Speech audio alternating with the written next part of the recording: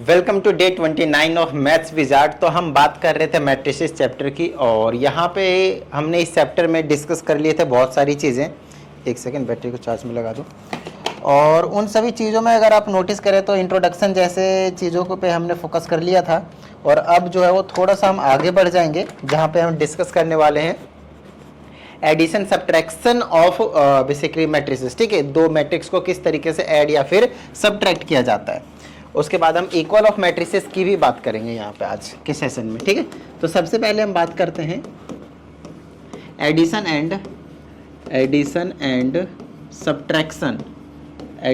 And subtraction of matrices, subtraction of two matrix. चलो तो एक एग्जांपल ले लेते हैं। जैसे कि मैंने बोला A है और ये 2 है, 3 है, 4 है, 5 है।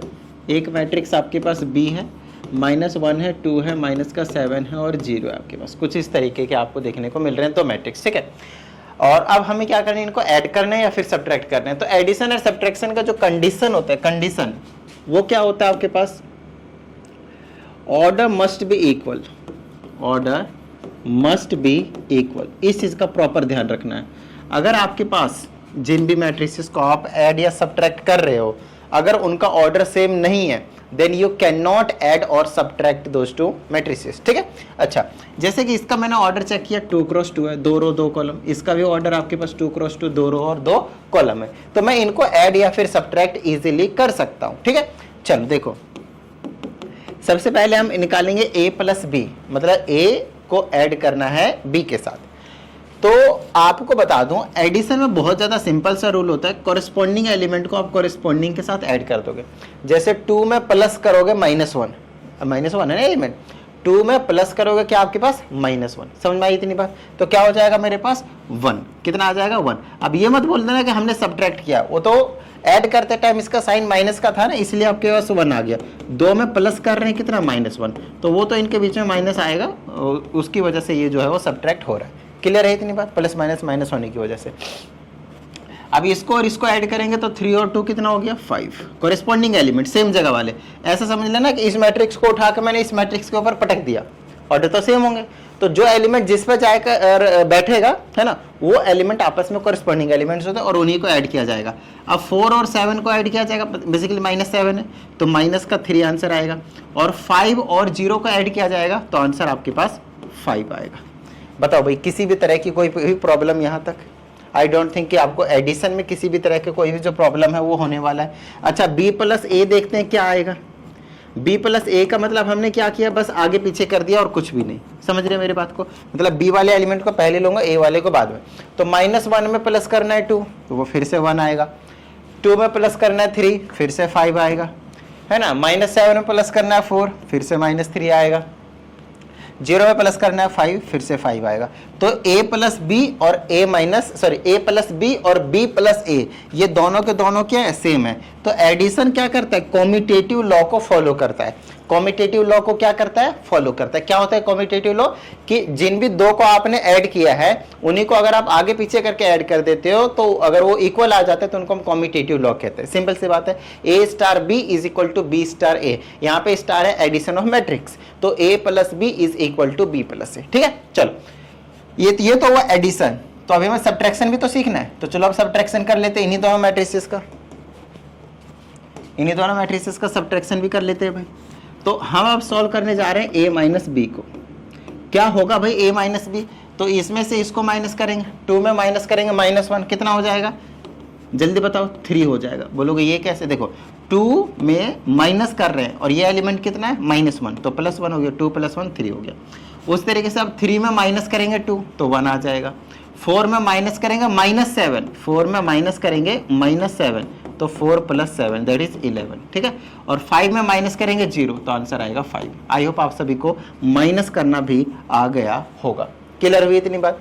चलो अब B माइनस A भी चेक कर लेते हैं कि सेम होता है या नहीं, A माइनस B और B माइनस A। तो इसमें से इसको माइनस करेंगे, -1 में -2 करेंगे तो माइनस का 3 आएगा, 2 में इसको माइनस करेंगे 3 को तो -1 आएगा, -7 में 4 माइनस करेंगे तो -7 -4 -11 आएगा, 0 - 5 माइनस का 5 आएगा। अगर आप नोटिस करें तो a माइनस बी और b माइनस ए इक्वल नहीं है।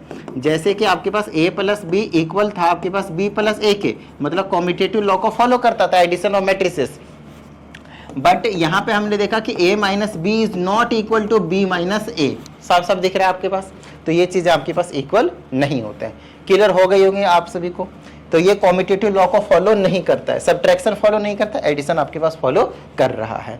ये एडिशन और सब्ट्रैक्शन में किसी भी तरह का कोई भी अगर प्रॉब्लम है तो आप कमेंट करके बता सकते हैं।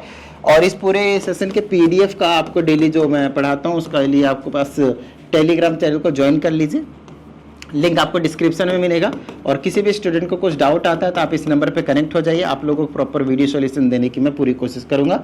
साथ ही अगर किसी भी स्टूडेंट को पर्सनल ऑनलाइन क्लास की रिक्वायरमेंट हो तो आप इसी नंबर पे इंक्वायरी कर सकते हैं। ठीक है, चलिए एडिशन एंड सब्ट्रैक्शन आप लोगों को समझ में आ गया, वेरी सिंपल। चलो नेक्स्ट जो चीज है आपके पास वो आपके पास इक्वालिटी ऑफ मैट्रिसेस। अब ये क्या वाला है भाई, आप समझते हैं। टॉपिक का नाम है इक्वालिटी ऑफ मैट्रिसेस। सबसे पहली कंडीशन है when two matrices are equal, when two matrices are equal, और मैंने लगा दिया यहां पे क्वेश्चन मार्क। तो कब होंगे इक्वल, आपको क्या लगता है दो मैट्रिसेस कब इक्वल होंगे? जब उनके कॉरेस्पॉन्डिंग एलिमेंट्स क्या होंगे, इक्वल होंगे। इफ, ध्यान समझिएगा, if corresponding elements, if corresponding elements are equal, then two matrices will be equal, बोलो हाँ या नहीं। ये बहुत छोटी सी चीज है, इसमें तो कोई बड़ी चीज नहीं है भाई। आओ एग्जाम्पल से समझते हैं इसको। मैंने बोला पहले मैट्रिक्स में 2 4 5 6 ऐसा कुछ है, फिर दूसरे मैट्रिसेस में मैंने बोला कि 2 4 5 6, क्या दोनों एलिमेंट सेम है? तो आप बोलोगे यस, दोनों में एलिमेंट क्या है, सेम है। तो क्या ये दोनों इक्वल है?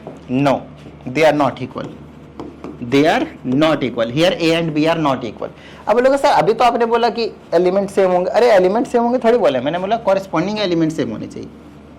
कॉरेस्पॉन्डिंग एलिमेंट्स का मतलब होता है सेम जगह वाले, और सेम जगह वाले का मतलब होता है पहले मैट्रिक्स को पकड़ो, दूसरे मैट्रिक्स पे फेंक के मारो, जो एलिमेंट जिस पे जाएगा वो इक्वल होने चाहिए। ये इस पे जा रहा है 2 इक्वल है, सही बात। ये इस पे जाएगा 4 पे इक्वल नहीं है, तो ये दोनों मैट्रिसेस इक्वल नहीं है, मतलब नहीं है। समझ रहे हो मेरी बात को? तो अब इनको इक्वल बनाने के लिए क्या कर सकते हैं हम? ये जो दूसरा वाला मैट्रिक्स होगा बेसिकली ये बी होना चाहिए, वो 2 4, फिर दूसरा वाला 5 और 6 ही होना चाहिए। अब इसको उठा के इसमें फेंक के मारो, तो 2 2 पे, 4 4 पे, 5 5 पे और 6 6 पे। अब मैं कह सकता हूँ कि यहाँ से इन दोनों से ए और बी आपके पास इक्वल हो गए। बता दो किसी भी तरह का कोई भी डाउट भाई? समझ में आया ना कि कब दो मैट्रिसेस इक्वल होंगे? Got it? चलो अब इसके बेस पे क्वेश्चंस किस टाइप के आते हैं वो थोड़ा सा मैं आप लोगों को समझा देता हूं, क्योंकि वो ज्यादा इंपॉर्टेंट है। क्वेश्चन आपके पास ज्यादा इंपॉर्टेंट है। क्वेश्चन आपके पास कुछ ऐसा रहेगा, बोला जाएगा आपके पास दो मैट्रिसेस हैं और दोनों मैट्रिसेस आपके पास इक्वल है। क्या आपके पास दोनों मैट्रिसेस इक्वल है? मैंने बोला यहाँ 5 है, यहाँ पे x है, यहाँ पे 7 है, यहाँ 3 है, यहाँ पे 5 है, यहाँ पे 7 है, यहाँ पे 3 है, यहाँ पे -1 है। Then you have to find the value of x। तो यहाँ पे मैंने बोला दो मैट्रिक्स अगर आपके पास इक्वल हैं तो कॉरेस्पॉन्डिंग एलिमेंट इक्वल होंगे। तो ये x है, तो x के सेम जगह वाले क्या है यहाँ पे 1 -1 है, तो x की वैल्यू कितनी आएगी -1। तो क्या इतना इजी सुपर इजी दिया जाएगा? बिल्कुल नहीं, बिल्कुल नहीं। ये बस मेरा बताने का तरीका है। अभी हम शुरू कर रहे हैं क्वेश्चन का लेवल ना, धीरे धीरे जो आपके पास बढ़ने वाला है। समझ में आ रही है इतनी बात? डन है? चलो तो क्वेश्चन का लेवल थोड़ा सा और बढ़ाते हैं भाई, है ना। इस तरीके से प्रैक्टिस करेंगे, जैसे कि यहाँ x + y दिया, यहाँ पे -3 दिया, यहाँ पे -7 दिया, यहाँ पे x माइनस का y दिया, है ना। यहाँ पे आपके पास 7 दिया, यहाँ पे -3 दिया, यहाँ पे आपके पास -7 दिया, और यहाँ पे आपके पास मैंने 3 दिया। इस तरीके से आपके पास जो आंसर है क्वेश्चन है जो वो आपके पास फ्रेम किया गया है। अब आपसे यहाँ से बोला गया find the value of x and y if two matrices are equal. If these two matrices are equal, then find the value of x and y. This is the question. Got it? अब इनको कैसे solve करेंगे? इसमें कोई doubt वाली बात नहीं है कि हमें इसकी वैल्यू चाहिए तो 7 है, तो हमें यहाँ से क्या मिल गया x + y। जरूरी नहीं कि एक ही बार में आपके पास वेरिएबल का आंसर आना शुरू हो जाएगा। आप पहले एक इक्वेशन बनाने कोई दिक्कत नहीं, फिर यहाँ से x - y किसके इक्वल होगा देखना जरा, 3 के इक्वल होगा। तो ये आपके पास सेकेंड इक्वेशन आ गई। समझ में आई इतनी बात? क्या इतनी बात समझ में आ गई आप लोगों को? डन है? चलो अब क्या करें भाई, अब क्या करें, अब यहाँ से x और y की वैल्यू सॉल्व करने के लिए आप एलिमिनेशन मेथड लगा लें, सब्स्टिट्यूशन मेथड लगा लें, दैट्स योर चॉइस। यहाँ y को कैंसिल करो, यहाँ 2x बचेगा, ये 10 हो जाएगा, यहाँ से x की वैल्यू आपके पास 5 आ गई। 7 और 3 था ना, 7 और 3 था ना, हाँ ठीक है, सही है, सही है, बिल्कुल सही है। तो x की वैल्यू कितनी आ गई आपके पास, 5 आ गई। अब किसी भी क्वेश्चन में पुट कर दो, यहाँ मान लो तो x की जगह पे 5 प्लस का y इज इक्वल टू 7, तो y is equal to 7 minus का 5 कितना आ गया आपके पास, 2 आ गया। तो यहाँ से इस तरीके से आपने x और y की जो वैल्यू है वो निकाल दिया। तो क्या इतना ईजी दिया जाएगा फिर से, नहीं, थोड़ा सा और लेवल अप किया जाएगा, ठीक है ना। और जनरली ये लोग क्वेश्चन इस टाइप के कंपेयर करके वेरिएबल की वैल्यू निकालने के लिए देते हैं ना, तो उस टाइम पे लोग थोड़ा दो मैट्रिक्स को ना मल्टीप्लिकेशन वाला क्वेश्चन जो ना देने की कोशिश करते हैं, तो वो हम अगले सेशन में डिस्कस करेंगे कि मल्टीप्लाई कैसे करते हैं मैट्रिसेस का। और वो सबसे मतलब महत्वपूर्ण बोले तो मोस्ट इंपॉर्टेंट आपके पास होने वाला है टॉपिक मल्टीप्लिकेशन, क्योंकि एक बार अगर आप लोगों को मल्टीप्लिकेशन वाला टॉपिक क्लियर नहीं हुआ ना, तो मैं गारंटी देता हूँ पूरा डिटरमिनेंट भूल जाओ, और ये दोनों चैप्टर के जो भी मार्क्स के क्वेश्चंस आएंगे ना उनको भी भूल जाओ, एक आधे नंबर स्कोर कर पाओगे इनमें से, बस और कुछ नहीं। तो मल्टीप्लिकेशन का सीखना बहुत ज़्यादा जरूरी है, मतलब जो कल का सेशन होने वाला है वो हद से ज़्यादा इंपॉर्टेंट है, ठीक है ना। स्किप तो कभी किया ही मत करो, डेली 15 से 20 मिनट देखने में क्या चाहता है आपको, समझ रहे हो। इससे कंसिस्टेंसी भी आपकी बनेगी और daily daily daily daily revision भी होता रहेगा। तो ये मतलब एक मेरे हिसाब से ये बेस्ट अप्रोच है पढ़ने का, बेस्ट। चलो हाँ, अब क्वेश्चन और फ्रेम कर लेते हैं। जैसे मैंने बोला कि भाई मेरे पास x प्लस वाई है, यहाँ पे 0 है, यहाँ पे 7 है, यहाँ पे आपके पास x इंटू वाई है, और इज इक्वल टू यहाँ पे आपके पास 7 है, यहाँ पे आपके पास 0 है, फिर यहाँ पे 7 है और ये आपके पास 12 है। कुछ इस तरीके से आपके पास जो क्वेश्चन है वो गिवन है। तो अब हम क्या करें भाई, अब हम यहाँ पे क्या करें भाई, तो देखो यहाँ से ध्यान समझिएगा, हमने बोला कि x प्लस वाई किसके इक्वल होगा, कॉरेस्पॉन्डिंग एलिमेंट्स इक्वल होगा, तो 7 के इक्वल होगा। This is your first equation. Second, ये x और इंटू वाई जो है किसके इक्वल होगा, 12 के इक्वल, सेकंड इक्वेशन। अब हमें यहाँ से सॉल्व करके x और y की जो वैल्यू है वो निकालना है। तो मर्जी किसी की वैल्यू भी यहाँ से निकाल लीजिए, पहले यहाँ से y की वैल्यू निकाल लीजिए। तो y इज इक्वल टू क्या हो जाएगा, 7 माइनस एक्स। देख लो, तो y के प्लेस पे पुट कर दो 7 माइनस का x की भी निकाल सकते हो, आपकी मर्जी है। इज इक्वल टू 12, एक वेरिएबल में लाया, मल्टीप्लाई करो, ये हो जाएगा 7x माइनस का x की स्क्वायर इज इक्वल टू 12, ठीक है। मैं यहाँ से क्या करता हूँ, इन दोनों को उधर भेज देता हूँ, तो प्लस का x स्क्वायर माइनस का 7x और प्लस का 12 तो पहले से ही था, इक्वल टू 0। सॉल्व कर लेते हैं, माइनस का 4x माइनस का 3x, मिडल टर्म कर रहा हूँ, ठीक है ना, फैक्टराइजेशन। और यहाँ से हमारे पास x की ना दो वैल्यू आ जाएंगे, x हमने कॉमन ले लिया, x माइनस का 4 बचा, फिर माइनस का 3 कॉमन लिया, फिर से x माइनस 4 बचा, इक्वल टू 0। तो यहाँ से मेरे पास x माइनस का 4 है, और यहाँ से मेरे पास x माइनस का 3 है, इक्वल टू 0, और यहाँ से मेरे पास x माइनस 4 इक्वल टू 0 और x माइनस 3 इक्वल टू 0। तो यहाँ से x की वैल्यू 4 आया, और यहाँ से x की वैल्यू आपके पास 3 आया। समझ में आई इतनी बात, कि इतनी बात समझ में आई, डन है, ठीक है।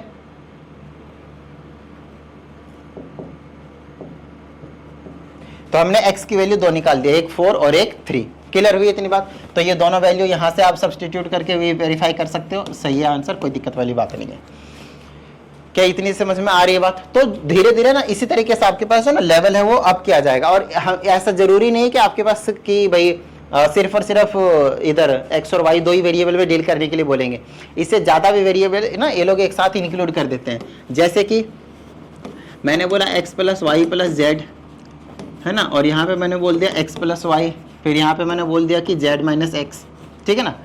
x plus Y plus Z, इसकी वैल्यू हम मान लेते हैं माइनस का 3 आ गया, डन है। और x प्लस वाई मान लेते हैं कि माइनस का 2 आ गया, और इसकी वैल्यू मान लेते हैं कि आपके पास 0 आ गया, क्लियर है। तो हमें यहाँ से x, y और z की वैल्यू जो है वो फाइंड आउट करने के लिए बोला गया है। तो चलो सॉल्व आउट करते हैं फटाफट। तो हम यहाँ पे करेंगे x plus Y plus Z, corresponding elements को इक्वल करेंगे तो ये आ जाएगा माइनस का 3, this is your first equation. Next आपके पास x प्लस वाई की वैल्यू आपके पास कितना है, माइनस का 2 है। नेक्स्ट आपके पास z माइनस एक्स की वैल्यू आपके पास 0, ये सेकंड इक्वेशन हो गया, ये थर्ड इक्वेशन हो गया। अब किसी तरीके से यहाँ से आपके पास वेरिएबल 3 इक्वेशन है, 3 वेरिएबल है, it is very easy to solve, right, it is very easy to solve. तो चलो सॉल्व करते हैं।